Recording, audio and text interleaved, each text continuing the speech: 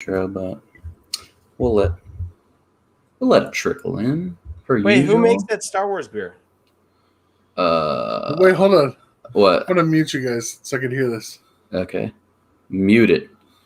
I don't want to hear you anyway. Yeah, because I don't want to hear him laugh hysterically. I don't want to feel the joyous joy of him laughing. Hold on. I have to pull this up on Discord though, so I know when it goes live. Oh, but what brewery is it? I'll look it up. I don't remember. Zach may know. This feels like a child. Who? Zach. Oh, little giggles.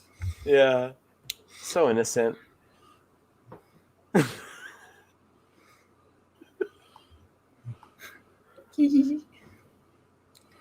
He's still gonna be laughing when I have to start this intro. Watch. Yeah.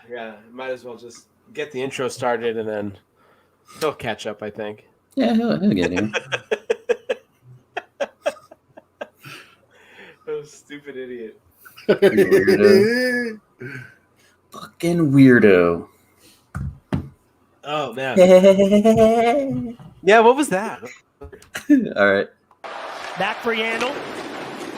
Barkov, one-timer again, score! Let's go home, baby! Sasha Barkov wins it in overtime, 5-4.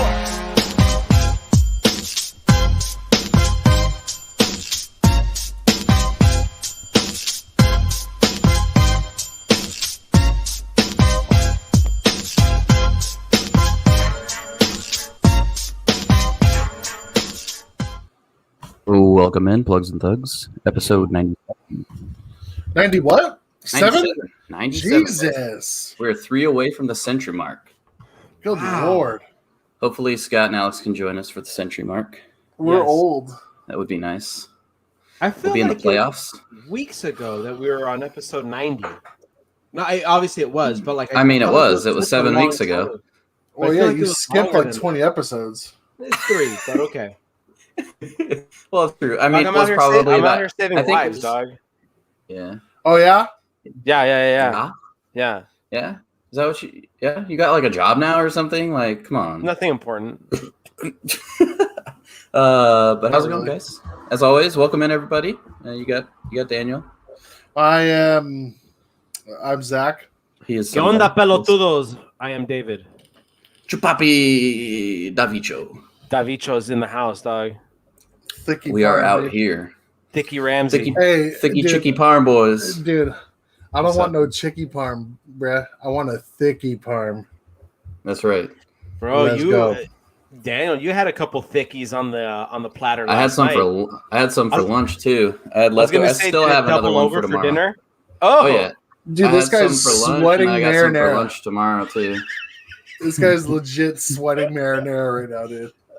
Dude, it was so good though. I love making it. Like, I found like this really, really good recipe, to be honest with you. And I've been using it for like the last year or so. It's like they call it like super crispy chicken parm or something. I don't know. It's pretty good. I enjoy it. And then I get the fresh mozzarella, not just like the sprinkle. Fresh mozzarella. The mozzarella. The one that like the log or whatever that's sliced up, and I just slap those bitches on there. Oh, I got a log. Oh, it's super good. Oh yeah, dude, and you were cutting them thick too. I wanted to say one of those things looked like it was completely covered in mozzarella. It was literally just cheese. I don't understand the problem. There is no you're not problem. saying it's a problem. You're just saying I'm just saying it was just covered in fucking cheese, bro. Like, it was just like breading and cheese. I can imagine the serio pelos that piece of chicken would give me, dude. Mm-hmm. It was so good though. I'm not gonna lie. Just straight serio pelos, dude. Have you had a chicky parm recently, Zach? No, I'm holding off until my birthday. Yeah, now he's holding off. Holding off, dude. That'll be good.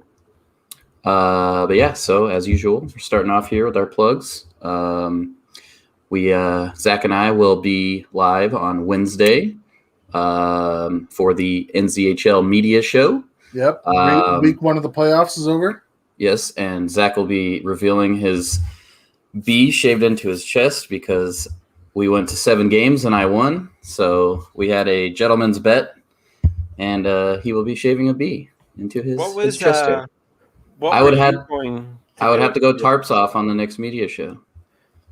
Yep. That's a good bet. Yeah, that's a good bet. Lacara forced a gentleman's bet, and that was a good one that Zach came up with because it wasn't anything too crazy. Yeah, put me on the spot, bro. I don't like to fucking bet. Yeah, I know. So is Daniel doing the shaving, or are you doing No. He's just going to shave it beforehand so he doesn't have to get it all over his desk. I agree with that. That's fine with me. He's going to shave it with his teeth. Yeah. Yeah, I'm going to – it's not like a goat. Like a billy goat, yeah. Yeah, billy goat. What's his name from Hercules? The satyr. Yeah. Fucking Danny DeVito over here. Oh, God. Hercules. I'm a satyr. But you remember that one scene in Hercules where that dude takes off his like jacket and he has like sundials? He's like, yes, sundial. Yeah. Dude, that was so awesome, bro. Honestly, dude, like they did such a good job of hiding fucking like sexual jokes, sexual and adult jokes in yeah. cartoons. They do an even better job of doing it now, dude. Dare I say the best movie that does it is Shrek? Oh yeah, dude. Shrek's really good. Yeah, that's for sure. There's a bunch of sexual innuendos all throughout that movie for sure. Anytime that I ever hear or say like I'm all alone, all I can think of is donkey. You know, we've completely gone off the rails. Make sure to follow us on all of our socials right here. Hold on, before you fucking go off on another tangent. Make sure to follow us on all. They're there. The Neutral Zone, ITNZ Hockey on Instagram, and then In the Neutral Zone Hockey Podcast on YouTube. And NZHL on Twitch. NZHL on Twitch. Yes, sir. And then the other plugs, as usual, Dungeons and Dummies. I did go back and watch this morning because I was busy last night, and I watched it while I was working today. It was pretty good. Pretty good show. It was a fun episode, man. It was really dare I say really top action. 3? Yeah. Top 3 episode? I legit thought I was going to die, dude. I legit thought I was going to die. I thought Bimbley was about to be no more, and that was going to be it. There's so much good merch that needs to come out first before that food dies. Oh, yeah, dude. 100%. Totally agree. Malmus is back at the village brewing beers right now. Nice. Learning to brew beers. Be a master brewman. Yeah, by the time he comes back, he'll be having a pub open and everything. Oh yeah. Oh yeah. Tattoos and everything. But yeah, so that, and then Zach and Dave make a podcast. We're doing one. We promise. We're going to do one next week. I think next week is going to be for sure because I'm going to make a promo that's going to get Zach in the mood. That's all it is, dude. Like I tell him, let's do this. And then I tell him, let's do this. This is the topic. This is who we're going to have on or whatever. And then, I wait for him to like make the promo so that I can start pumping it out and get all pumped up for it. And then it never comes. Yeah, we still need new intros too, but we'll get it. Dave's a busy man now. Just a little bit. He's just a busy man. Big man, big working. Yes. And then I don't even have time to shave, dude. Neutral Zone Hockey League. We already have the media show, but we also had some really cool news thanks to our wonderful Florida Panthers our dedicated listener and Panthers fanatic, G. Panthers contributor. Yep. RGM G. He actually applied NZHL for a cool little sponsorship that he invested in the company. It's a hydrogen. The company started. I guess it's a hydrogen water, but they came out with a new gaming shot, like an energy shot. Yeah. And they're trying to expand into the gaming world. So they were sponsoring, a handful of, gaming, professional gamers looking for leagues like ours, something along those lines. And some big we were streamers accepted. are getting on board with that energy drink too, man. Yeah. I can't remember what his name is, but his review of it was like I was on Limitless, like the pill that Bradley Cooper takes in Limitless. Oh shit! I want some of that, dude. I know. I'm gonna order some actually. I am too. It was called. I think the energy shot is called Level Up or Next Level. Next Level. Next Level Up.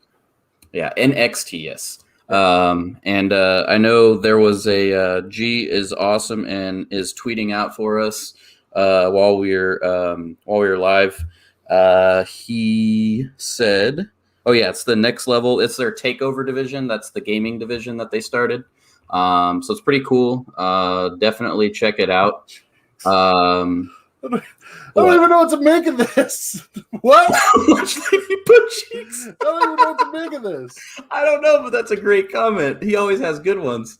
Lunch lady butt I cheeks. have to Google this because I don't even know what that is. Yeah, does that mean like I have a flat ass or am I packing Or a heat, bro? Am I built like a long dump truck?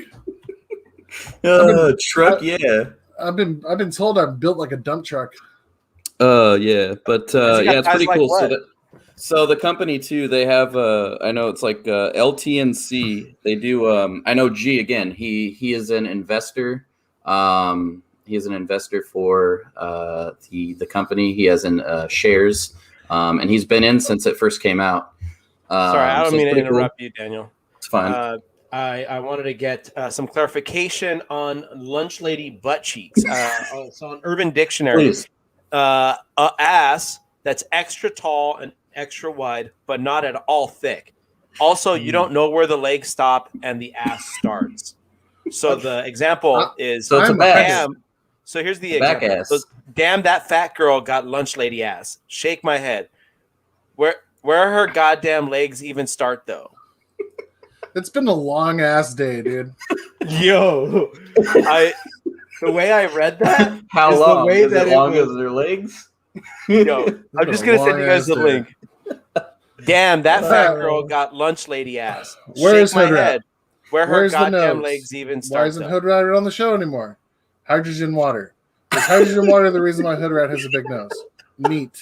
All right, so to address it, Alex is taking a hiatus from the show. He's doing what he wants to do and stuff like that. And we're He's under getting the his nose correction surgery, right? we are under the impression that he will be coming back. So I mean, Soon. there we go. Congratulations. Hope you feel better. Yes. About yourself. Fuck, that was hilarious though. I love the dude. comments. Those are great. I don't agree with that assessment at all, dude. Which one? About the me lunch having a lunch. Oh no, lady you're butt- built like a dump truck. Oh yeah, dude. Nah, man. I have a little more respect for you than that. Yeah, dude. Yeah, that's kind of fucked up. This Nug just has to come in with this a great out of nowhere comment, and it's great. That was pretty good. It forced me to look it at the up. definition. So, hats off to you. Well, kudos. Yes. Tarps off to you. But I tarps thought we were off on talking about Wednesdays for me. hockey though today. We are. As always, we kind of start, with the fun, interesting topics that have nothing to do with hockey because why not? Eventually. But we get to it. We have plenty to get to. Lots of interesting topics. I Some have big nose. big nose. I have big nose. Dos vidania. Stop making fun of me. I have big nose. So in news that you didn't expect, but then kind of expected, but then didn't expect, Tom Wilson ended up getting a $5,000 fine for his actions versus Buchnevich and Panarin. Let's just say nothing against Panarin. And nothing for Panarin. And the next game, there were 6 fights in the first 4 minutes and 14 seconds of the game. The New York Rangers made a statement calling out Department of Player Safety and George Peros. I mean, they legit called this fool out, dude. Oh, yeah. They basically said that this fool is not well to keep his job, dude. He is not fit for that position. That's essentially what they were saying in that message, dude. Oh, yeah. Yeah, they did. They're essentially calling the man a dullard. And then the New York Rangers were fined $250,000 for the comments. This was a very interesting Wrong show, buddy. Wrong show. Anywho. And the comment section is on fire today. I know. Jesus Christ. The New York Rangers, I think, did the right thing because that was an absolute horseshit call, dude. Oh, not to mention the one note that was they ended up firing their president and GM too. Yeah. Fucking Which is wild. really weird because I thought they were kind of at the tail end of their quote unquote rebuild. Yep, maybe a couple years. Oh yeah, they're on their way making the playoffs. You know what I mean? Yeah. That was a head scratcher for sure. But I don't understand. No, James I Dolan don't understand it at all. James Dolan. That's it.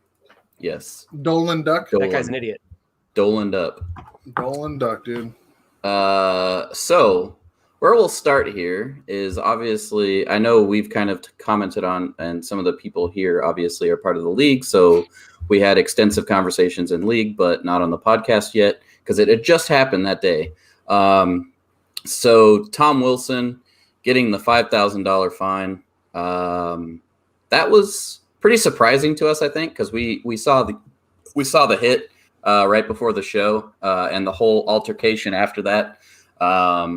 And we were expecting at least a suspension of some sort, and we're saying that, you got to put an end to it, put an end to his actions somehow because he keeps getting away with it. He got the one big suspension, but nothing since, and he's kind of still treaded that line for quite a while.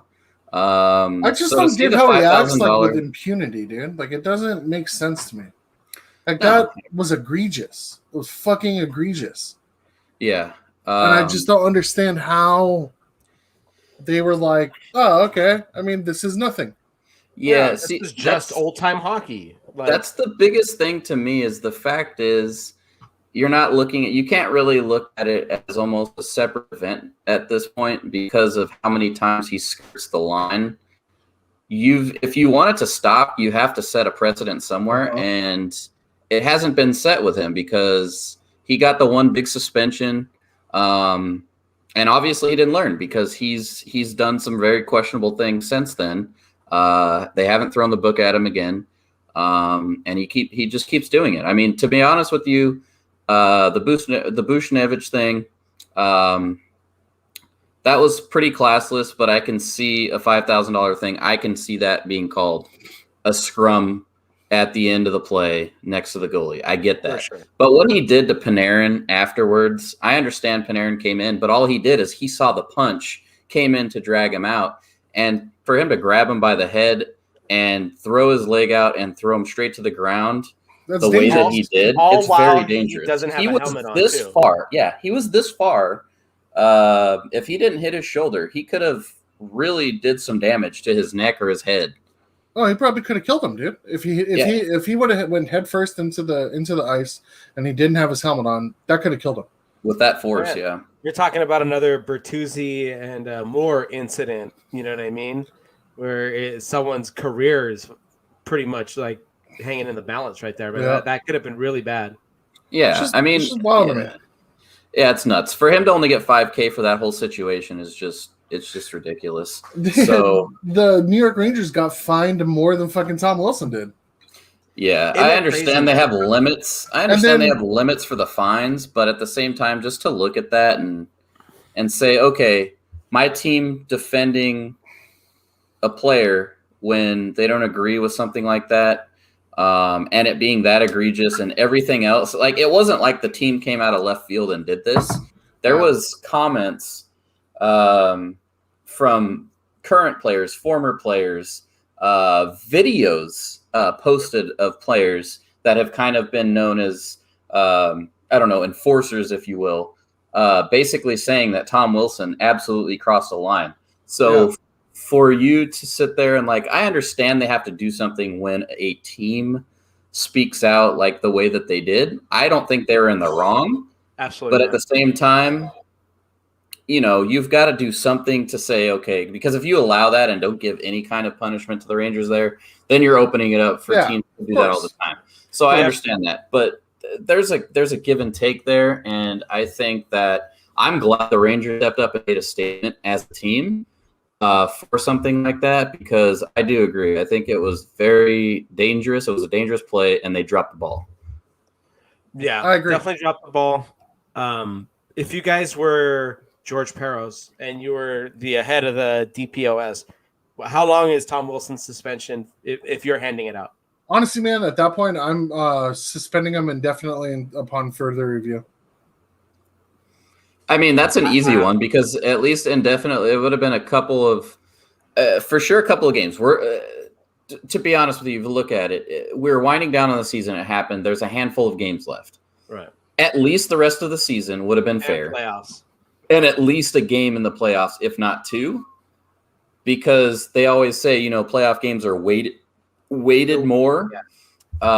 So I could see just a couple of games in the playoffs, especially if you are kind of already, if you're just trying to send a message and not looking at it, as kind of a collective thing, because there's kind of a borderline thing with that. Like, cause like I told you, they were saying that technically Tom Wilson doesn't qualify as a repeat offender because of how long it's been since he's been in trouble for something like that. But at the same time, it goes hand in hand with them actually handing out punishment for it, because he skirted the line. Shane Gostisbehere, granted, it was a dangerous play. Cross-checked. Yes.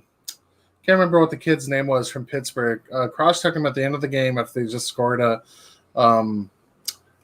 goal, and the kid ended up going into the boards awkwardly. They suspended him 2 fucking games. Yeah, and even the guy, was it Bushnevich that did a cross? No, it was a Ranger on the next game that cross-checked and got a game. Oh, it was Bushnevich. Bushnevich cross-checked Anthony Mantha in the face on accident. Yeah, it was on accident because it looked like he went to he was going to push him, and fucking his hands were just a wee bit up. But honestly, man, even if he didn't, I mean, still, he got 1 game. And you're telling me that what Tom Wilson did was not close enough to even give him a game for that? For what he did? I got to agree with Zach here. You got to suspend indefinitely upon further review. And that means the rest of the season and for sure in the entire playoffs. There has to be a giant punishment sent down to escape these types of plays, I know the Rangers aren't going anywhere, but could you imagine if they were on the brink of a playoff spot and their $11 million superstar player is hurt for the rest of the year? I mean, the thing is so I get what you're saying with that, but at the same time, for me, the only thing about the injury and him being out the rest of the season, he was going to be out. I think it was the rest of the season for them, I believe, was 3 games. I don't even think it was I didn't. Yeah, I don't even think it was 6. I don't know. It was a handful of games. So I'm not saying anything like maybe it was. We don't know how major it was, because at that point they're out of a playoff spot. They probably, everything that happened, they were just like, okay, let's just shut it down for the rest of the season. He may not be majorly injured and could have played, if they're going into the playoffs. But still, that's why you can't really weight that piece being them out of a playoff spot, because I really do. I think it was more of he got hurt. He probably was rattled. Maybe it was a game, maybe it was a game injury or something like that, and he would have been out a game or two. Probably most likely 1 game, but they're just let's just shut it down. It's fine. The season's done. Let's move on. So, I mean, that's the only thing I have with that. If he was injured, and I totally see your point, though, if he actually were injured and they were in a playoff spot, then yeah, absolutely. I mean, that's why it's hard for me. I still think it was dangerous, and I think he should have got a suspension of some point, and not $5,000 $5,000. I mean, that's nothing. What a weak fine. No, do you guys think what's more dangerous, or what has the potential to be more dangerous? The thing that happened with Panarin, or the amount of fights in the next game? Yeah. With guys really, they literally caused that. Yeah, they caused that. That's what happens in sports, and that's the other thing they need to realize. When you don't, do your job and hand out the punishment that should be handed out, the players will take that into their own hands. It happens. However the sport goes, they try to do things within whatever is allowed. In hockey, it's fighting. In baseball, when it doesn't happen, you throw at somebody. Yeah, whatever it is. Pitch inside. It will be taken care of, so you might as well do it the safe way, like the Department of Player Safety, and try to do your job a little bit better. I just don't like the idea of former goons running the Department of Player Safety, dude. I think it's just a terrible idea. I don't understand it. It's like letting former criminals run the criminal justice reform system. Yeah, let them be the warden now. Yep. Yeah. Yeah, I mean, I did see there were a couple people that were like, "Oh, so now he got a $5,000 suspension, and he also got a guaranteed job when he retires. He gets to become the Department of Player Safety head. Fucking Tom Wilson. It's terrible. Oh my Moving God. on. Could you imagine in like 10, 15 years that dude's really the head of Department of Player Safety? That'd be a big yikes. There'd be an uproar. Connor McDavid hit 100 points in his 53rd game. Everyone said he needed 13 points in 9 games. The dude is an absolute unit, bro. He is a machine. He got 13 points in 4 games. But he's the second coming for sure. Yeah, we're watching the YouTube comments, Steven. We're gonna talk. We'll talk Kings at the very end. But yes, I did see that. He's not talking about Kings. He's talking about here. He said it looked like a concussion, and he said it looked like Panarin was seriously injured. I wasn't saying dangerous. that it's fucking dangerous. I wasn't saying he wasn't injured. I'm just saying that we don't know. What his injury is. Yeah, we don't know if they shut him down for it or he was actually injured. It's just how reckless Tom Wilson was, knowing that the guy he had in his midst was way smaller than him and without a helmet. Like, he literally could do whatever he wanted to him, and he did. I just think he probably grew up with no boundaries, bro. Obviously. He probably grew up with no boundaries. His parents just let him fucking do whatever he wants. Talking shit to his mom and shit. Cussing at his mom. Yeah. Sounds about white. He probably is one of those kids. My dad's a lawyer. Mm-hmm. He's a Brock Turner. Oh, damn. Oh. Like he didn't go to jail because of influenza? Yep. Influenza. But anyway, back to McDavid. I will say this, dude. 13 points in 4 games, man. My God. He is an absolute monster, dude. He is so good. But again, just like with Austin Matthews, he's playing in the North Division. There's no fucking defense up there. No, there's not. No defense, no goaltending. No, but again, I know we've said this multiple weeks now, but for me, it's like that's the thing. I understand that he probably would not have 100 points in 53 games in a normal season against other defense and goaltending and things like that. But the fact is, we're talking about didn't matter at this point if there was a whole bunch of Curtis McDermott's on the ice and he scores this many points in 53 games is absolutely nuts. It's still a professional hockey team. Yeah. It's a professional hockey team, and he just scored 100 points in 53 games. It's nuts. It's crazy because it's not just barely. It's not just barely an impressive feat. It's an impressive feat regardless. I also agree with this. Viral just said McDavid will never win a cup in Edmonton. Nope. Absolutely 100% because they will not invest in the other pieces. Team. Yeah, a team. They won't invest in a team. They just said, hey, Connor McDavid and Leon Draisaitl, why don't you guys come over here and just lift whatever you can, and then we'll just figure it out. I'm just trying to see what his average TOI is this what is average 45 time minutes a game. Well, I mean, serious though, dude. Homeboy usually plays about 20 minutes a game. Of course he's going to put up that much points against a weak division. Yeah, I know. Again, homie's playing a full period out there, dude. Yeah, I mean, I agree, and we talked about it a bunch, but I love this still stat think that you brought up, dude. Has more 3-point games than no point games. Yeah. 18 3-point games to 11 no scoring. Wow. Yeah, I saw that tweet. That's something. What happened? It's just so crazy. That stat is fucking nuts. Oh, I know. It's that's the crazy part. Like you don't think about that being an absolute possible thing to happen. Like again, he is a unit. He's an absolute monster. Second coming, dude. But it's a different league, man. Like honestly, I think if McDavid was playing in Wayne Gretzky's time, I don't think McDavid will put up as many points. They're built different, dude. Built way different. I don't know, man. You know how hard Wayne Gretzky got hit? He would be skating circles. He also couldn't lift the puck. All right, so here we go. Okay, here we go. Wayne Gretzky Connor McDavid would be skating laps around people, but he'd probably have like at least 6 broken hands by now, dude.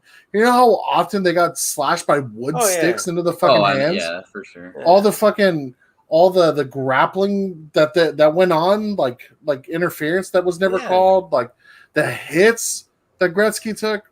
Oh, I know. Yeah, it's all again. It's still so hard to compare eras. It's like the same thing if you drop them there now too. There weren't as many people that can lift the puck and do the things, the skill things that guys can do nowadays. You factor that in too.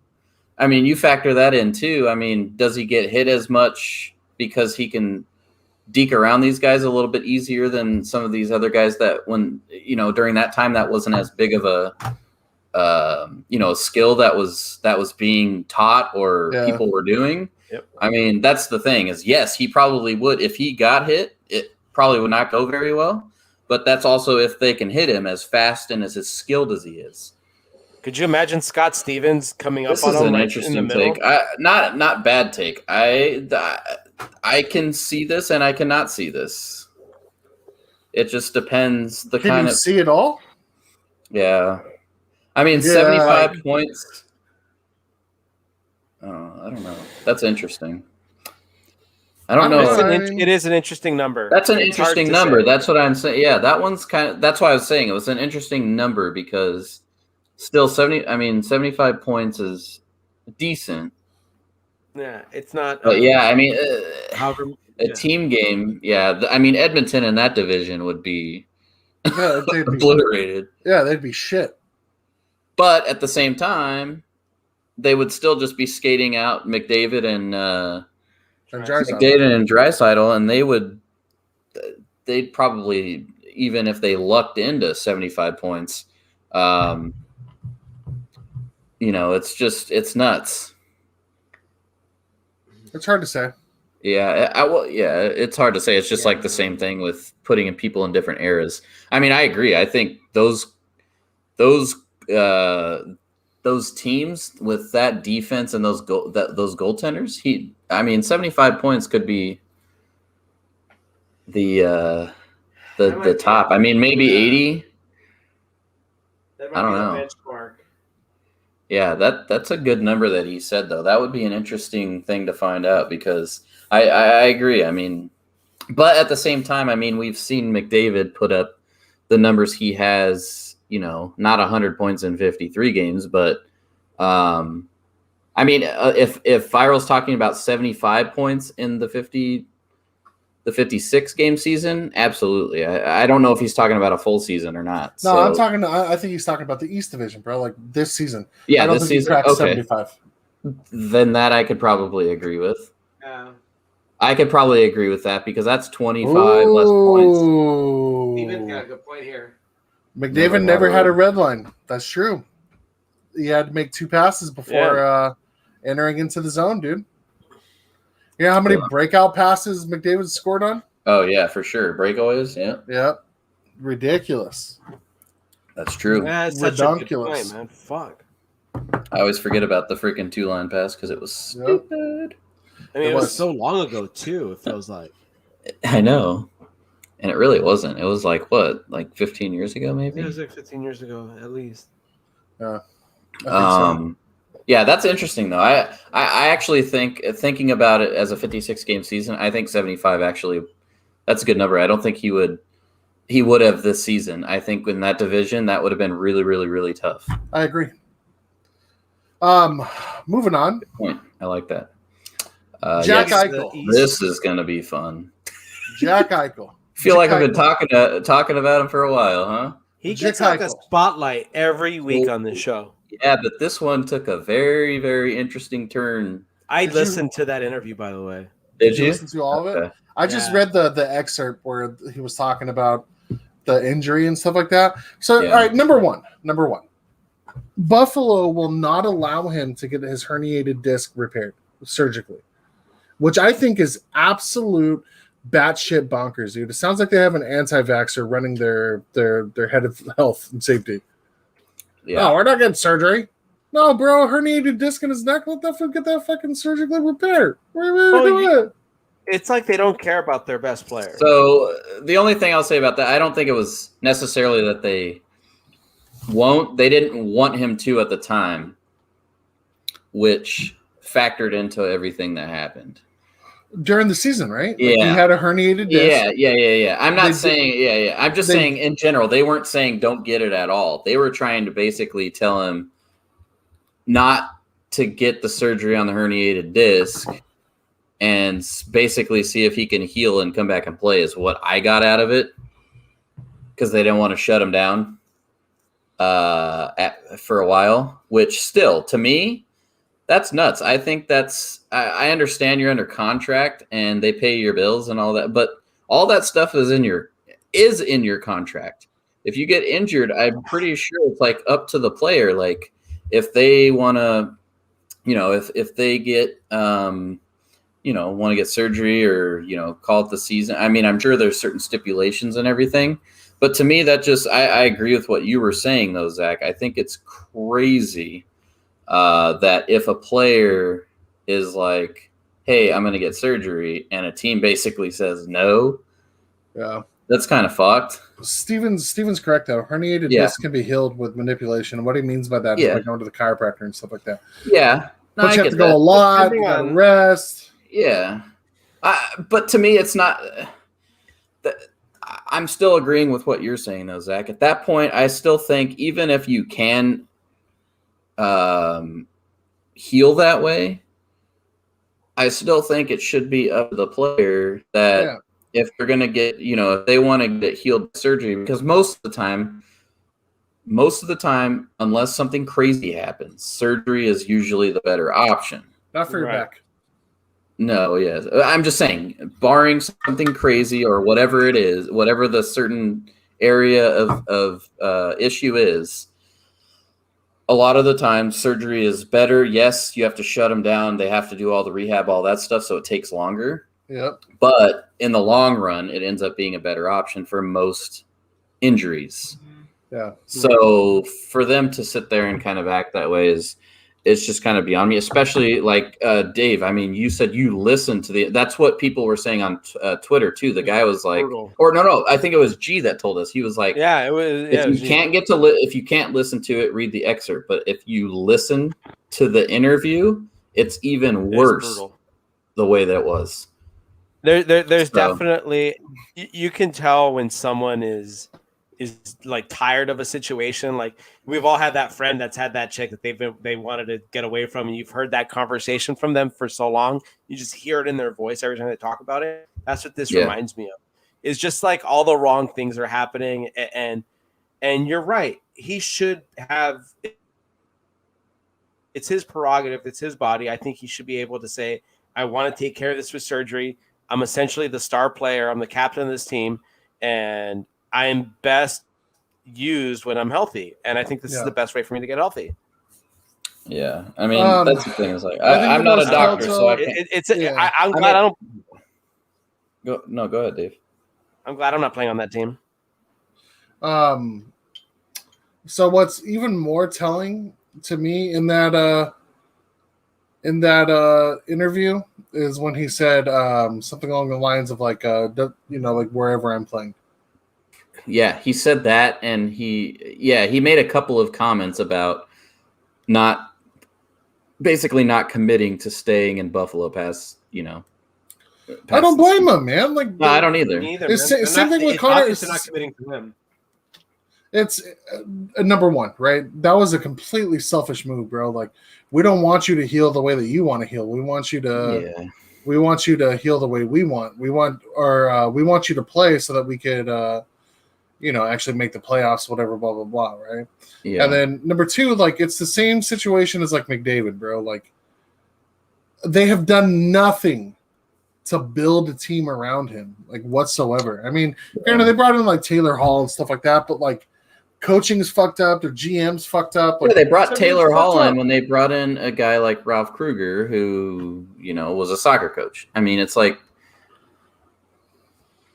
I'm not saying he was the worst choice, but also it's like, you can't sit there and say, oh, you did, everything you can when you finally bring in a Taylor Hall on a 1-year deal, but then you have other areas of problems, including coaching, the ongoing the ongoing culture that hasn't really, it's kind of been whatever. It hasn't really been a mess, but it hasn't really been positive. It's not a place that people are like, oh, I really want to go play for this team because of the guys that are running it. But it's like, it is. I agree with that point. Like, I also agree with what Viral's saying, that Eichel is kind of overrated. I mean, agree with that too. He kind of is, and I say I think kinda is the word, because he hasn't, he's had the injury issues, he's had the the rumors surrounding him about being, whether or not he's a good teammate or not.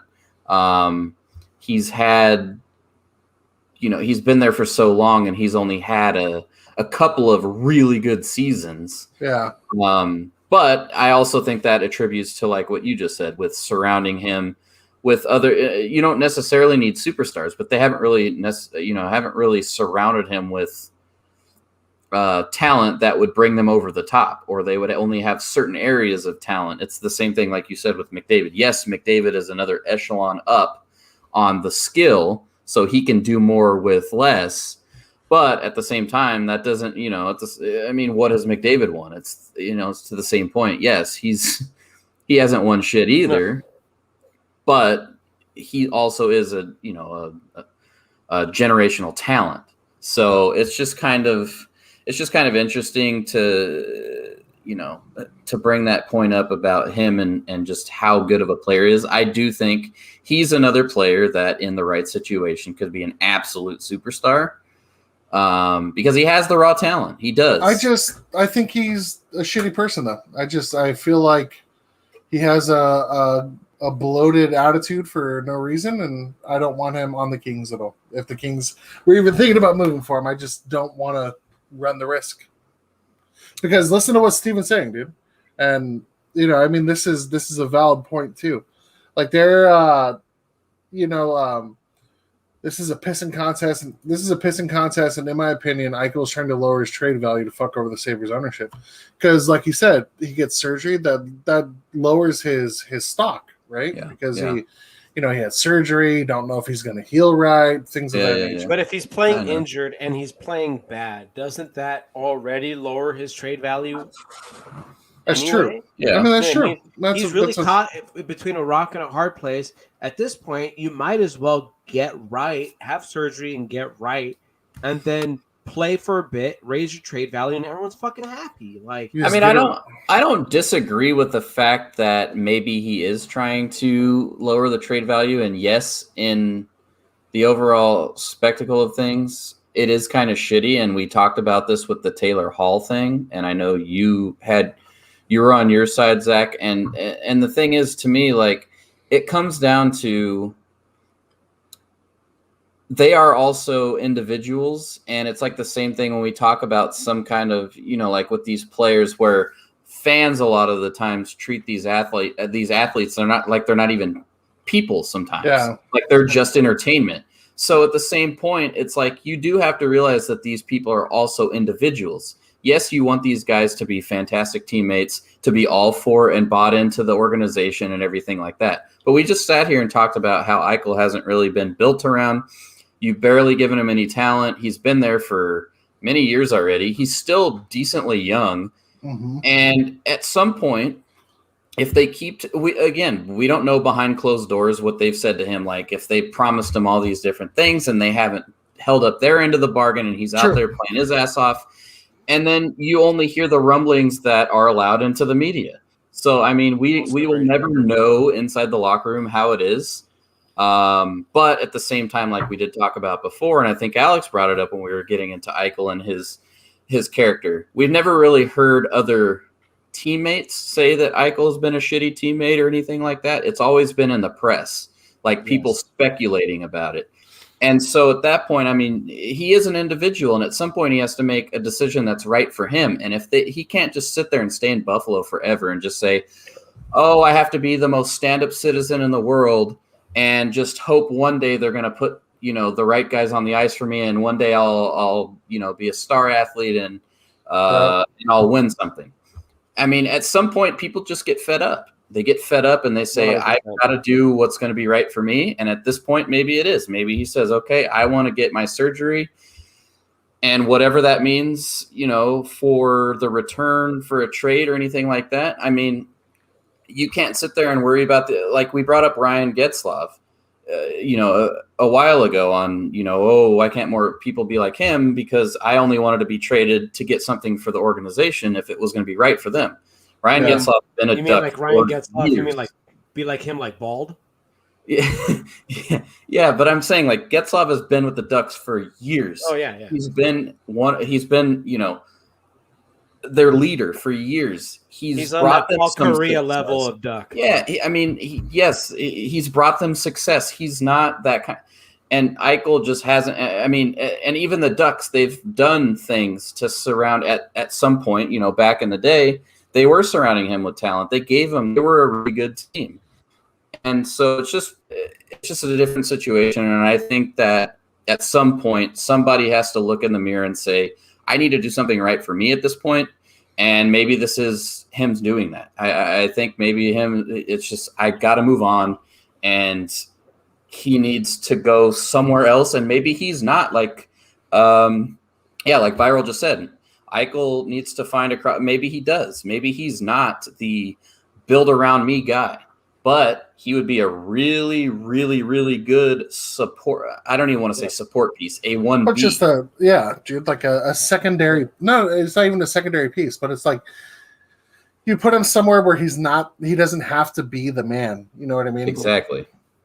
And what's great for Eichel is that in that role, he's probably better than every other team's second option. Oh, yeah. And that's what I'm saying. I think almost that's what that he's better than every other team's second option for sure. Yeah, it's kind of like when the Lakers got Paul Gasol. Paul Gasol wasn't like good enough to be like the first option, but he was way better than everyone else's second option, and that's why they won 2 straight. Yep. Mm-hmm. Yep. John, I mean, John it's just like what Viral said. It's like, no, I'm just saying, like what Viral said. I mean, then again, I still think Malkin's probably.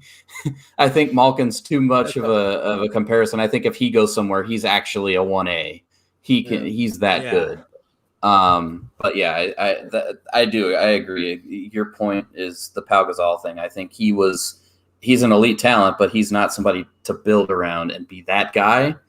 But if you put somebody else there to help just take enough of the load off, he's going to be excellent. So hopefully he gets, hopefully him and the organization get what they need, to be honest with you. I mean, it'll be nice to get Buffalo back and, not being a trash can either, but we'll see. It'll be an interesting offseason for that. Speaking of trash cans, I'm pretty sure you guys have heard what's going on in Columbus.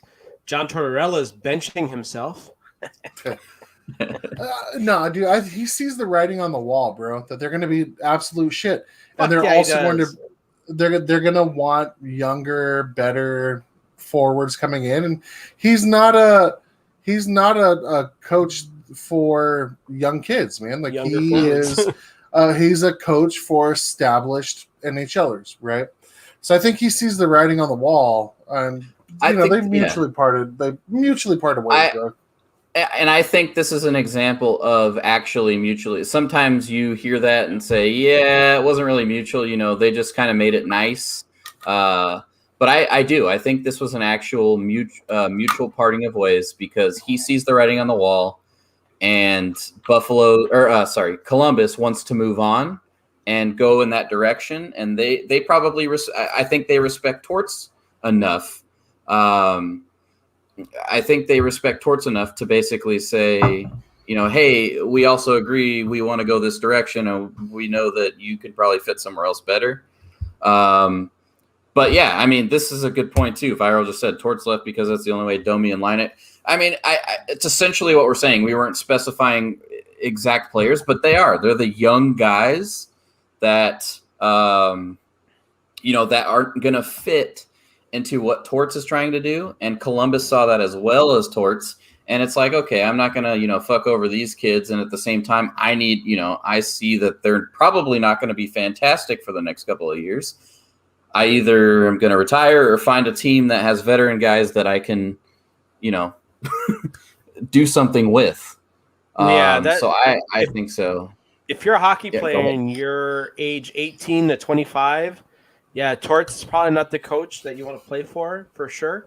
Yeah, I mean, Zach is absolutely right. The writing is on the wall, and a lot of times you're right too, Daniel, where you see a coach saying that they mutually parted ways, and you can really just tell that was a nice way of getting fired. This feels much more the opposite. This feels like, I can't do this no more. Yeah, no, but I mean, the interesting point with this, though, it's a bigger conversation. It has to go with the other notes there. Yes, Line A, I think this is more – that move is going to help ensure Line A probably stays. Like I said, with Roslovic signing – I think that's going to be great. But the interesting one is Seth Jones, because he hasn't made any decision. He could be a UFA. He's apparently hasn't committed to coming back to Columbus. He's still a young elite defender. And that can have its own domino effect, to be honest with you, about the outlook of the team going forward. I know they have some other young pieces that we mentioned, even on the D-core with Werenski. I hope, and especially with Tort, like I said, with Torts leaving, I'm hoping that is going to be a positive for them and re-signing Jones and kind of going that direction. But as of, I think it was like 2 days ago, there was yes, obviously you don't want to play or you show your cards all the time, but he hadn't made up a decision. He can be a UFA at the end of the season. So as a Columbus fan, you're hoping that he's going to sign because the direction they're going now. I actually think they moved Werenski. And I have a theory as to where he's going to go. We talked about it. I've mentioned it multiple times. I think the Kings and the Blue Jackets might pull something off for Werenski. Kings need somebody like Werenski, and the Blue Jackets need young talent. Yeah, I could see something like that going down for sure. In terms of like Seth Jones, I definitely don't think they let Seth Jones walk. It's hard to find a right-handed shot defenseman that could be your number one all-around defenseman. Patrick Laine is going to stay. I don't think they're going to overpay him, though. I think they're going to – I don't think he can ask for he's not in a position to ask for an overpayment. He's really not. I mean, he's had up and down seasons. His potential's there, and I think with that young team, I think it is going to help. And with Torts not on the bench, benching him, I think it's going to work out well. So I hope he does stay. I like the idea that Steven brought up for Ben Goulet coming in as coach. I mean, that's an interesting choice, but also an interesting choice as far as coach would be Gerard Gallant, man. The guy is a great motivator, and he works well with young prospects. Yeah, I mean he works so well with Florida, but obviously they needed someone that was a little tougher, yada yada yada. So they moved on from him. But dude, bringing in someone like Gerard Gallant to Columbus, that would be a step in the right direction. Pretty dank. This is an interesting point. It is. He is a great fit for Columbus. But I just don't know who Columbus would want in return. Yeah. I mean, do they have yes, they have young talent, but do they have the young talent they want to part with? I don't think Buffalo has the young talent to pry Jack Eichel away. I mean, they made the play. Columbus. They've made the playoffs for the past 4 or 5 years. So you're looking at lower first end draft picks. I just don't think they have the talent. You said Laine for Eichel. Oh, whoops. They have 4 firsts in this draft? Yeah, but then again, this draft really weak, though? This draft is an unknown, man, because nobody's really been playing. It's tough to say. I mean, it's supposed to be defensively deep, isn't it? QMJHL has been playing. The Western, the WHL, I think, has been playing. OHL has not. So, I mean, it's going to be tough to gauge prospects going into this draft. So, I don't think anybody's going to want to waste like a Jack Eichel, like, oh, let me get 2 of your first rounds when nobody really knows. Yeah, when nobody really knows what's going on in this draft, Yeah, and it's supposed to be defense heavy. Yeah, it's supposed to be defense heavy. It'll be interesting. I mean, it was an interesting point because I do think, depending on what has to be given up and if you can make it work, I do think he would fit with the roster we're talking about very well, to be honest with you, because I don't think at that point he really is the guy. They have a group of really young stars or budding stars, if you will. No, but he would still be the guy because he's the number 1 seed. Yeah, I know, but I think at that point you've got enough depth there with more equally distributed talent. You have guys like you said, if you're not parting with a Laine, you have Laine, you've got Domi, you've got Seth Jones, you've got Werenski, you've got all these guys. I think it's not because in Buffalo it's Jack Eichel, and then and you got Dahlin, but here's the problem though. There's no veterans in Columbus that are, besides maybe Boone Jenner, that's going to put Jack Eichel in this place. And I think that's something that's needed with Jack Eichel. Jack Eichel. Yeah, it'll be interesting. I mean, it was just an interesting idea. I think he comes to LA and Jack Eichel becomes a fucking monster because he has people to guide him along the way, right? Like you don't think he'd become a cancer in the locker room? Like his personality is not that big. I don't think so. When you have Hall of Famers and Rob Blake and Luke Malkin for Eichel. And no. Interesting, huh? We'll let Viral comment on that one because he was talking about wanting to trade off. Well, I'm sure Viral would take that in a heartbeat, dude. Yeah, I mean that would be kind of a lopsided trade. Yeah, it would cost more than Malkin, that's for damn sure. Yeah, I agree. And I mean Pittsburgh needs to get younger too. But either way, though, I mean, there's a lot of question marks in Columbus. They're not going to be good for the foreseeable future. I mean, they have some young talent, but that's pretty much it. Unless some fucking astronomical ascension to the peaks of their skill, I'm with you. I don't think they're going anywhere anytime soon. Not yet. Again, still think the Kings make a move for Werenski. I still think the Kings are going to make that move, or Sam Girard. Well, that's another interesting situation too. They got a goalie situation in Columbus they got to figure out too. So do the Kings. Kings have a funny goalie situation. Yeah, they do. Don't think they have. They have Elvis Merzlikins. And who's the other guy? Merzlikins and why can't I think of the other one? Merzlikins. No, it's Merzlikins. Korpisalo. That's right. Korpisalo. Yeah. They're both signed to. I think they're a couple year deals at decent AAVs, but it's still. I mean, are they your one? Is one of them your 1A? Like they haven't figured that out. That's the thing. I'd go with Korpisalo to start.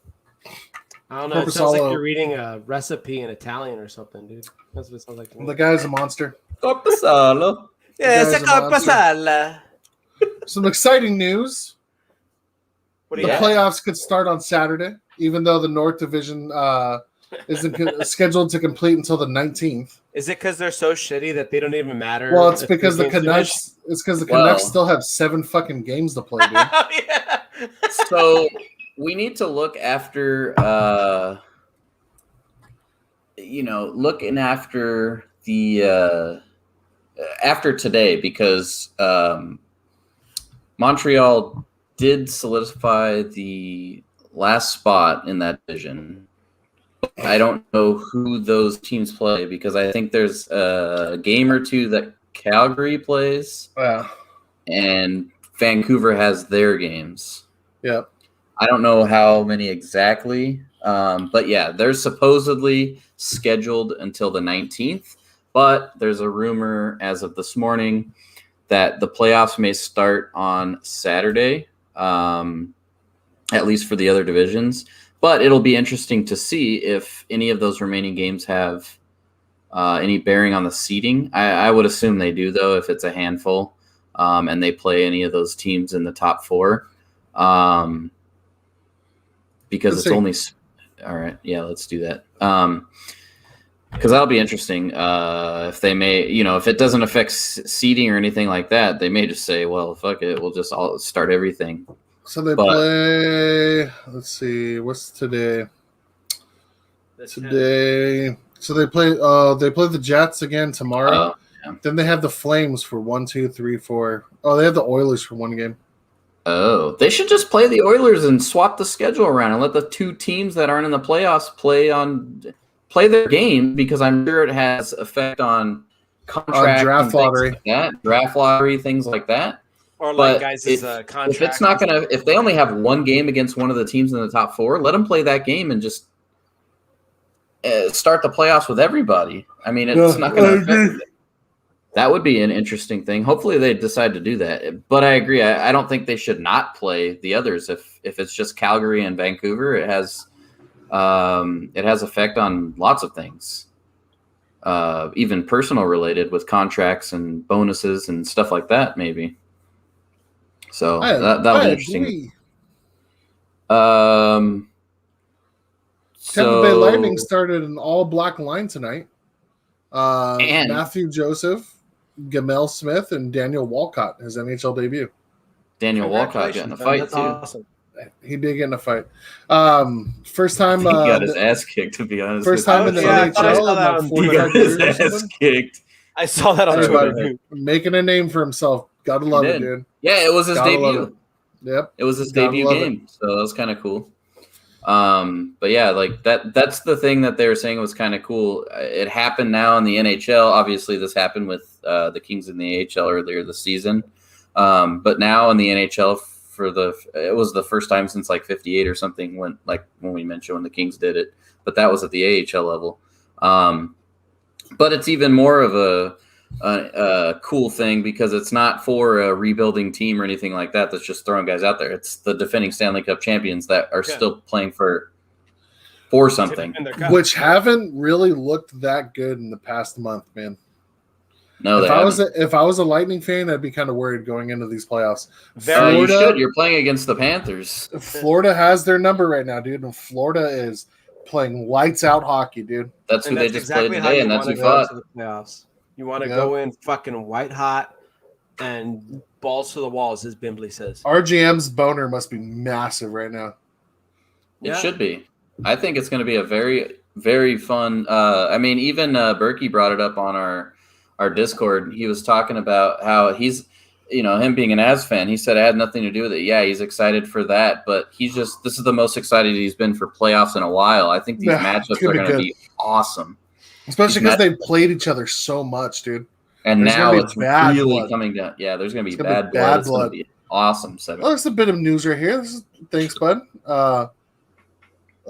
Vancouver's moving their AHL affiliate to Abbotsford, British Columbia next season. They couldn't do it this season because of COVID, and they couldn't move the prospects between the border, which I think is great because that's moving them from Utica across the country to BC, and then now the Devils, the Devils from the west coast of Canada to Utica, New York. Yeah, it's smart. It's the same thing like when we talked about, a few years ago, the Kings had Manchester and Ontario. Yeah, it's like they should be playing more close to home. Yeah, the guys that are right above, coming up, they should be close to where they're potentially going to be playing. Yeah. So that was a smart idea. So then you can make a call up and it happens the same day. You know what I mean? Yeah, so you don't have to freaking fly across the country and lose a day or a lot smarter.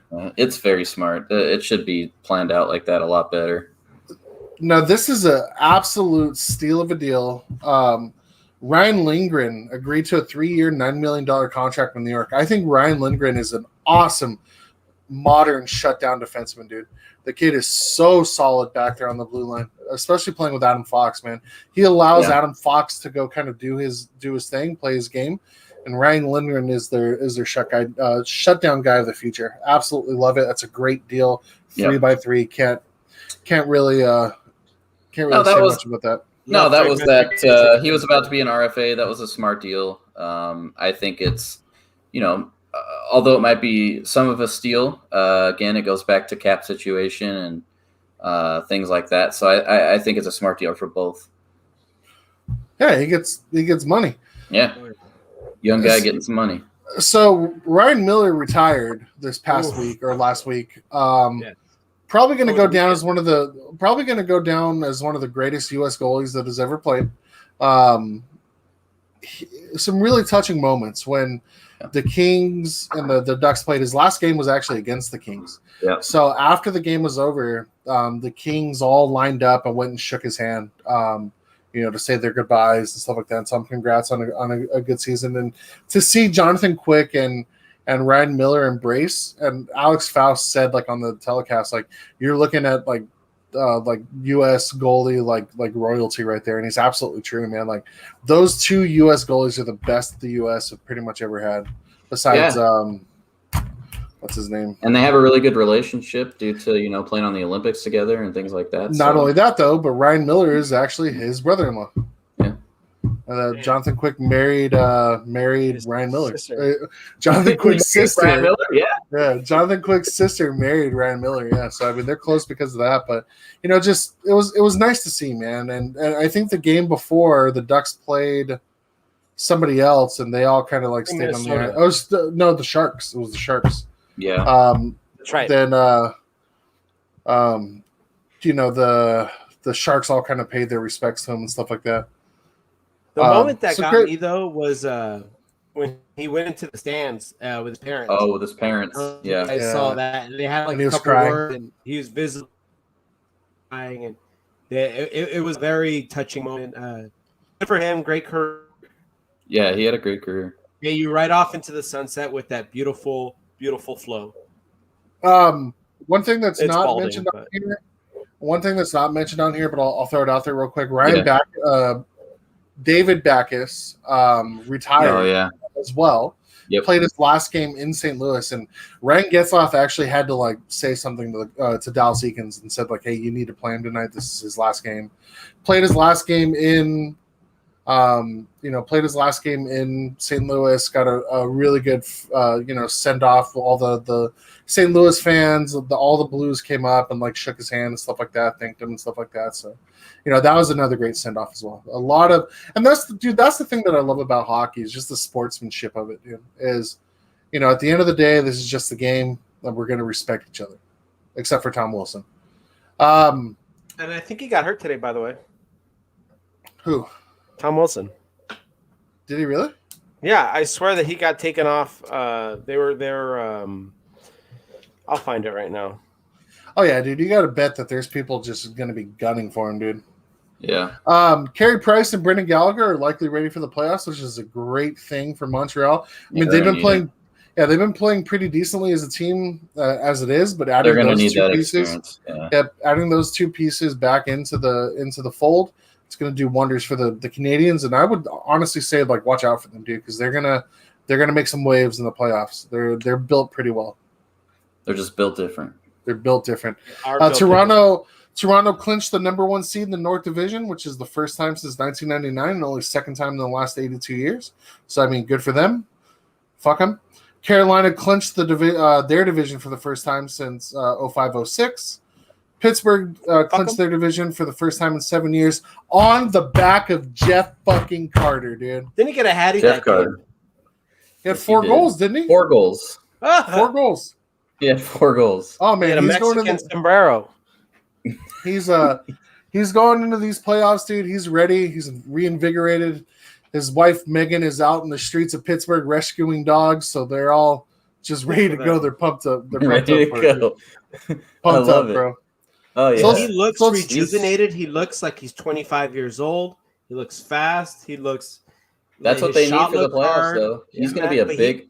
They have enough veteran presence there, but him playing like that as a veteran presence right now, that's going to be on the third line. Yeah, on the third line, dude. Just that's rolling lines, banging bodies and shit, man. That is a great third line center, if you ask me, dude. It's a great third line center, and for that price. So let's look at our preseason look back. Daniel, did you find him? Oh fuck! I mean, I found. That's why I asked you. I mean, we can look at it later. I don't know if you have yours or not. You don't, right? No. I called Austin Matthews for the Rocket Richard, which I did. Yeah, we both did that. Yeah, we both agreed on that, and we won. or we got that right. Yep. Bullet predictions. I predicted the Kings were going to make the playoffs, and that didn't happen. I said that shit too, dog. No trip. Yeah, same. Yeah, That's okay. Mine was even more of a stretch on that one. They're gonna get out of the first round. No. So, I did. So I did have my bounce back. I did. I'm glad I remembered my bounce back too. Well, I have him on one. Oh shit! I got mine. See, I figured you did. All right, cool. So if you do actually have yours, we can do this real quick. Yeah, go for it. So one of my bounce back candidates was Alex DeBrincat. Absolutely bounced back. He scored his 32nd goal tonight. And last season he only had 18 goals and 27 assists in 70 games played. He now has, like I said, he scored his 32nd goal tonight in 52 games.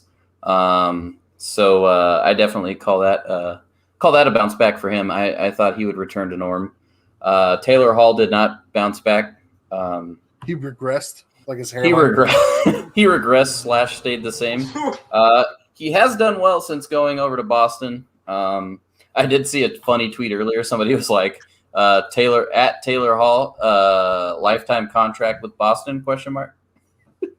I would hope not, dude. And then Braden Holtby, he definitely did not bounce back either. So my bounce backs did not go well. I got 1 for 3. Did you find that one too, Zach, or no? I got all of mine. Oh, okay, cool. All right, so my bounce back candidates. I had Drew Doughty. As my number one bounce back. He kind of had similar statistics as last season: 8 goals, 26 assists. His plus minus dropped, so now he's a -8. So going from -16 last season to this season. His PIMS also dropped as well. He went from 36 PIMS last season to 26 this season. He had 6 power play goals, 18 power play points. Just so like the eye test, I would think Doughty had a lot better of a season this season than he did. I agree. I think he bounced back too. Just the eye test to me. I mean, I think he played better defensively too. That was the big piece, not just points. He's a defenseman, so for me, I think he looked much better this season than he did last year. Kyle Turris was my number 2. I was absolutely batshit wrong about that. He had 5 points in 26 games, was a -11. Definitely wrong about that. Matthew Shane, I was wrong as well. Matthew Shane, 4 goals, 11 points in 33 games. Yep, wasn't right about that either. No. Yeah, so we were both 1 for 3. Yep. Oh man. Preseason predictions for the divisions. I'll go over mine real quick. There you go. Yeah. Toronto, I was right. Colorado won our division, right? The West. Yes, they won tonight, so yes, they did. Colorado won. I got that right. Carolina won their division. Got that right. The only one that I missed was on the East because I picked Philadelphia winning. But kind of, because I mean it is still a Pennsylvania team that won the division. So yeah, all right. My division, I got North kind of way wrong. I mean, I had Toronto making it, but I picked Vancouver to win the North Division. Nice. They playoffs. Colorado, I had. I think Colorado. I don't know if they won the division yet. I think they just held off Vegas. I think could, if they won tonight, clinch the division.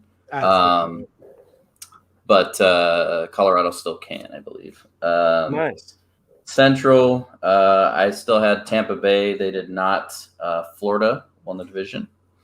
And then we had. It's so weird to hear you say that. I had Florida making the playoffs, so I did. I did have that. I remember that. Yes, I did. Just winning the division. I thought. Yeah, I did not see that. Kind of out of the question, but. And then the East Division, I also had Philadelphia, which did not, and I was way wrong because I had Pittsburgh missing the playoffs. Oh no. Carolina won the division, not Florida. You're right. I did have Carolina making the playoffs though. But yeah, so I didn't even have Pittsburgh making the playoffs. So I was way wrong. I had Philadelphia winning that. No Pittsburgh. Sheesh. And I had Buffalo in the playoffs too, so I was fucked on that division. Whoa. I was absolutely wrong about the Stanley Cup Finals. I thought it was going to be Colorado versus Philadelphia. Same. I still think it's going to be Colorado versus somebody else. Yep. But yeah, definitely thought it was going to be Colorado versus Philadelphia.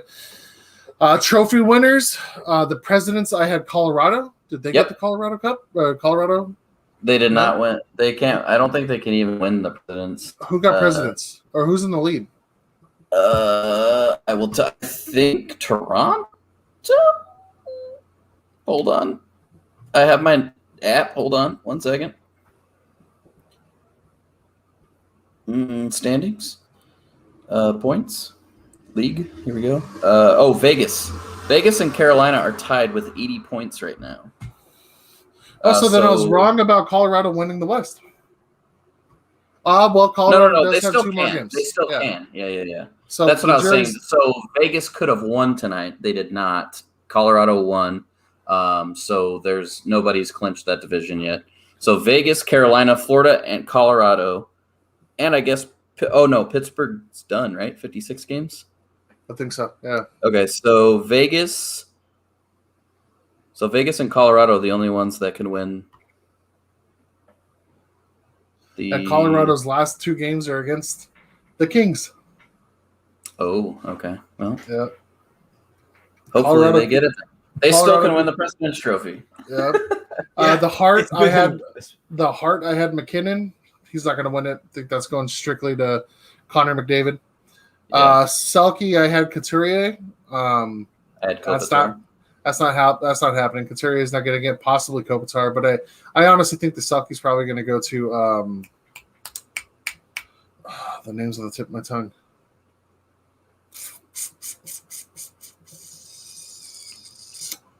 Alexander Barkov. There we go. I think Barkov might actually be in the running for the Selke. Wouldn't surprise me if he gets it. Vezina, I had Vasilevsky. I had Carter Hart.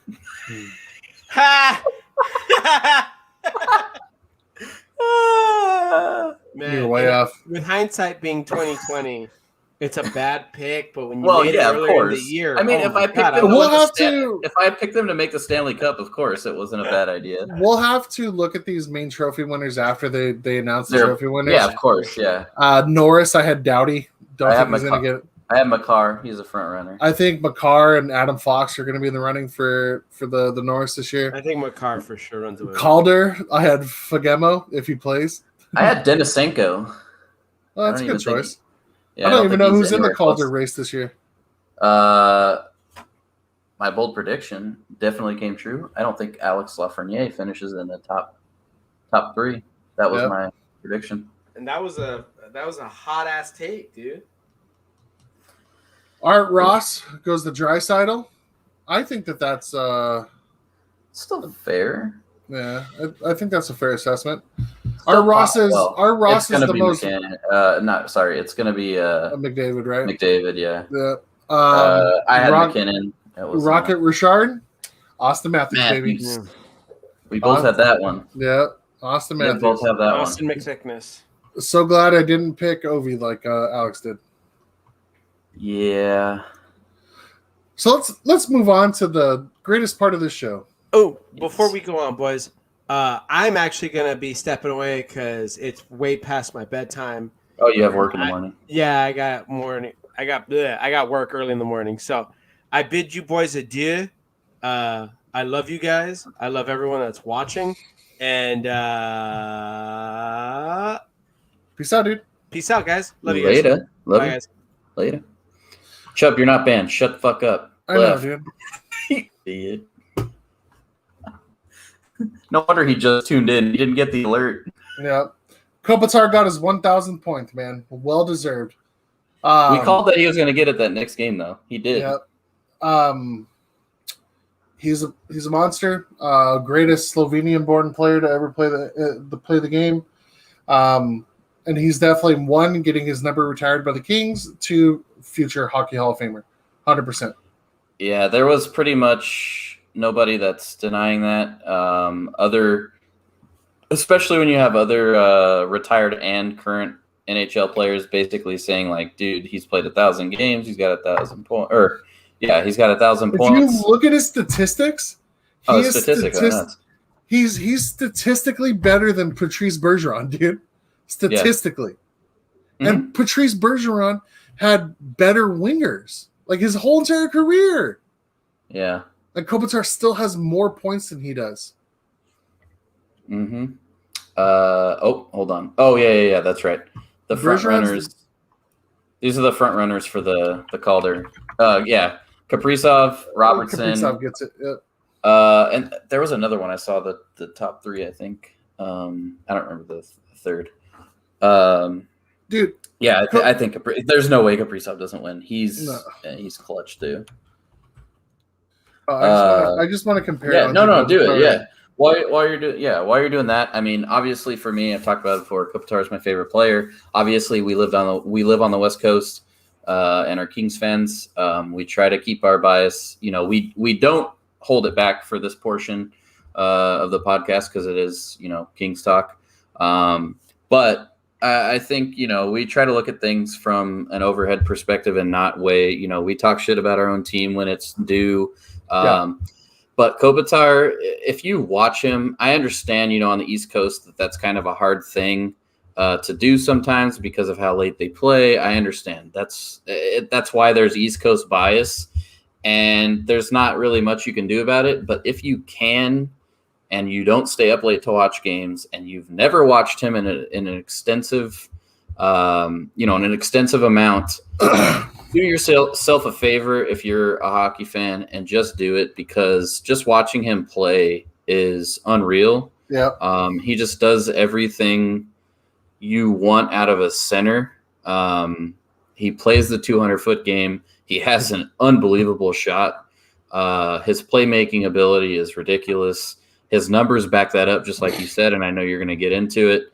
But just watching him play, I mean, if you haven't, like I said, watched a ton of his game, watch him like a prospect coming up that you're just following on the ice. Because if you follow him on the ice, you're going to be blown away by the type of player he is. Oh, 100%.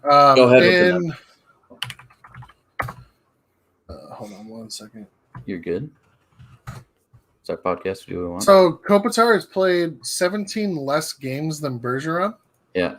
And he has 83 more points than with less talent on the fucking wing too. Yeah, Kopitar has a shit ton more assists than Bergeron does. So Kopitar has 654 assists, while Bergeron has 542. The only thing that Bergeron leads him on is goal scoring. But again, Kopitar had to dish because his wingers weren't dishers. So no.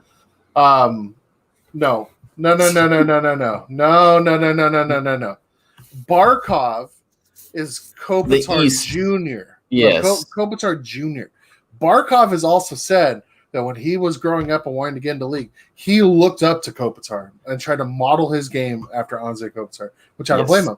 And it's paying dividends for Alexander because he's Barkov. Awesome. I love Barkov. Yeah, so do I. Yes, you have to word that better because he's younger and looked up to Kopitar and modeled his game after him. So you can't really call him. You can't call Kopitar Barkov West when he was here first and did it. Yep. Let me know when Barkov gets to 1,000 points, and then we can have that discussion. So I mean, congratulations to Kopitar. Yep. 1,000 point. Never gonna see this, but very happy that you get it. Super happy for him. Sean Walker nobody deserves it more. Sean Walker had a monster week, 6 points in 4 games. Dude is an animal back there, bro. I love Sean Walker because you know what's making me like him so much is his skating and his willingness to jump up into the game and into the fold. He jumps up into the rush so often, and he's such a good skater, dude. Like it's awesome. Another notable standout from this past week, Gabriel Velardi snagged 3 goals and 1 assist. He also had an assist tonight on the Kings' only goal to Alex Eichel. I love that line of Elias Anderson, Gabe Velardi, Alex Eichel. Alex Eichel. I think that line is awesome. so does McClellan, because he talked about it. He talked about how well Velardi's been playing. He said he's been playing the best hockey of the season, and he's had stretches of doing that. But he said that Velardi over the last couple of weeks just absolutely looks like he's just lighting it on fire. And he said he absolutely loves that line, and he attributes not the success of Velardi to that, but just their style of play together as a line. He said it just works so well, and he's glad that they found that line, and it's gelling because he's been playing unreal. Going into next season, I could definitely see that being our second or third line. 100%. I love it. Love it. Yes. Byfield got his first point on a secondary assist. I know we kind of talked about it, dude. Byfield, Byfield had some great run of play in like his first game. He looked pretty good, like at the tail end of his other games and stuff like that. But there was a stretch where he was kind of quiet. And again, 18 years old. I think he needs to. Figure it out a little bit. But I think he's going to be a monster talent in the NHL. Super happy for him, though. Yes. Tom McClellan talked about Cal Peterson being team's number one goalie going forward. The handoff has happened, ladies and gentlemen, and it's about damn time. I love Quick in a backup capacity. I want Cal Peterson to get the starts, let him get his reps. Yep. So that's good. Dustin Brown was ruled out for the rest of the season late last week due to upper body injury sustained earlier in the season that he was actually playing through. I love Dustin Brown.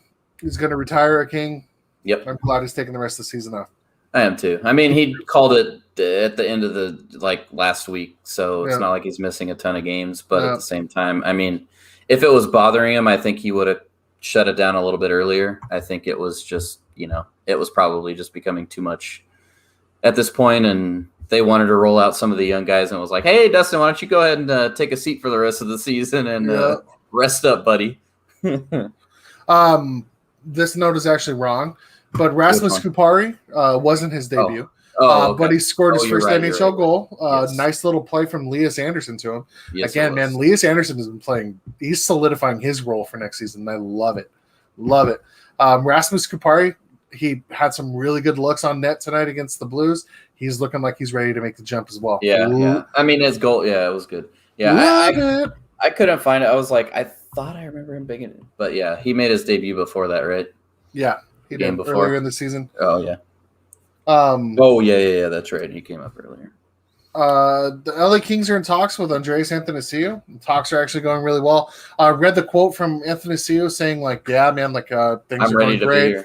Yeah. I'm ready to be here for the next couple of years or whatever.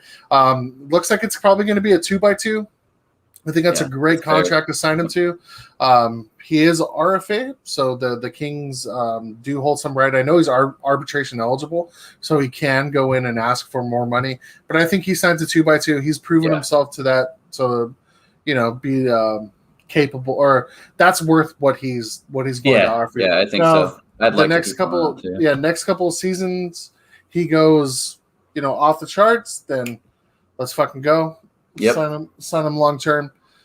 A great bit of news. Matt Roy was nominated for Bill Masterson Trophy for Masterson's for perseverance and sportsmanship and stuff like that.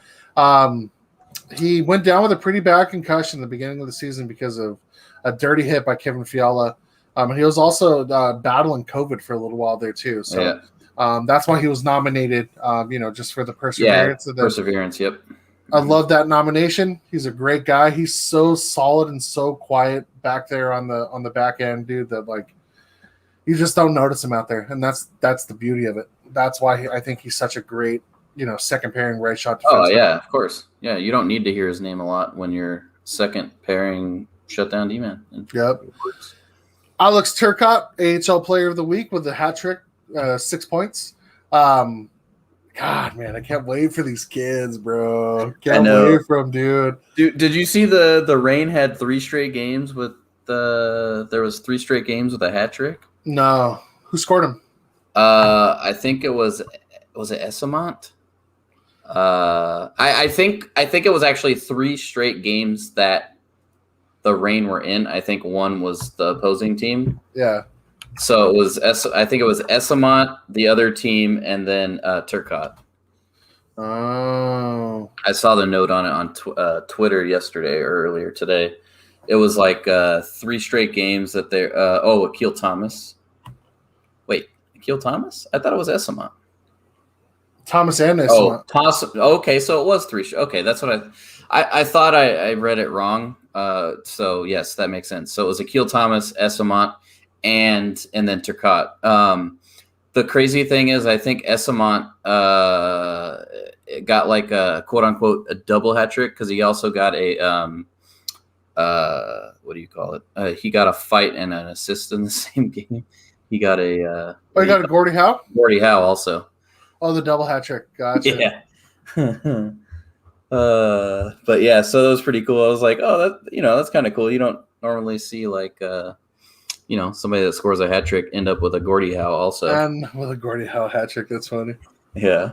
But yeah, I mean, good week. Byfield will be going down and playing in the playoffs for the Reign. I think they're going to make it, I believe. I think they're in. Yeah, I think so too. I saw a note about it because somebody had asked if he was going to. Yes, he's still eligible to do that. He didn't hit his game limit, and he will go down and play for the Reign, and then have a very, very intense off season, getting ready to be on the opening day roster. Oh yeah, he's not going back to the OHL. No way. Not happening. Mm-mm. Be training with Kopi, and we're gonna get it done. It's gonna be fun. So what'd you drink tonight there, bud? I had something you did over the weekend. I had, again, I think I might have showed it. I don't think it was my beer of the week last week, but I talked about it. So I had the original Chubby Unicorn last week.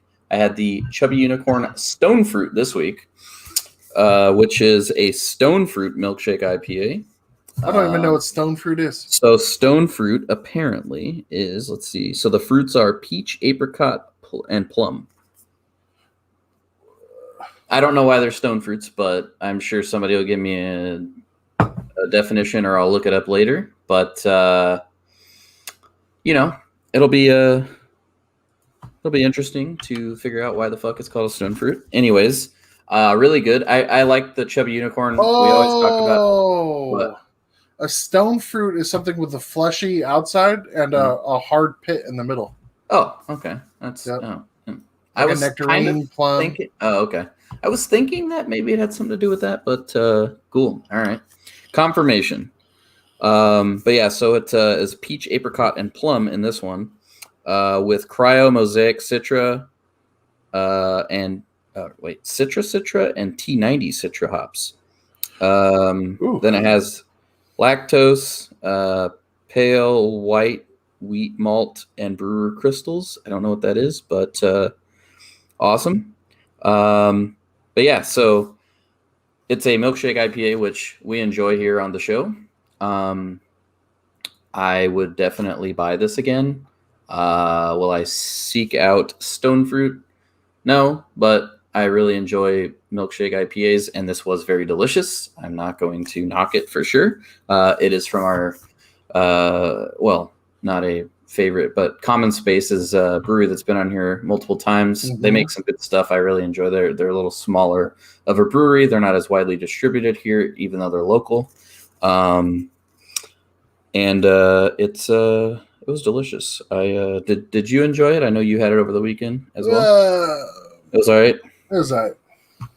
Yeah, it was all right. I mean, I've had better milkshake IPAs, but I'd definitely drink it again. The original Chubby Unicorn was better, but I would assume there's going to be a different Chubby Unicorn that's going to be coming out in a couple of weeks, which I will also probably grab and try because it definitely was not terrible. Yeah. But yeah, so I would give this a nice solid.